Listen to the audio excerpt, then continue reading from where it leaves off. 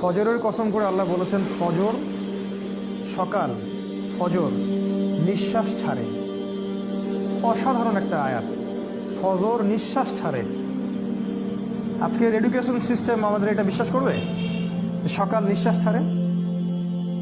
কোরআন বলেছে ফজর, ফজরের সময় মালায়েকা চলে আসেন, কেরাত হয় ইমামের, তারা শোনেন, কারা কারা নামাজে আসছেন তারা লিখে রাখেন, আল্লাহর কাছে লিস্টটা নিয়ে যান, নিয়ে গিয়ে দেখান যে ফজরের জামাতে হাজির ছিল।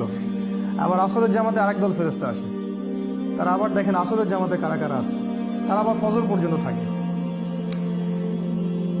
কোরআনে সূরা ফজরের মধ্যে শপথ করে বলা হচ্ছে যে ফজর নিঃশ্বাস ছাড়ে। আমাদের এডুকেশন সিস্টেম কি বিশ্বাস করবে কথাটা যে ফজর নিঃশ্বাস ছাড়ে? তারা বল পাগলের প্রলাপ, কি বলে, হয়তো গাল গল্প বল। এই জন্য আমি বারবার বলি যে this education system is created by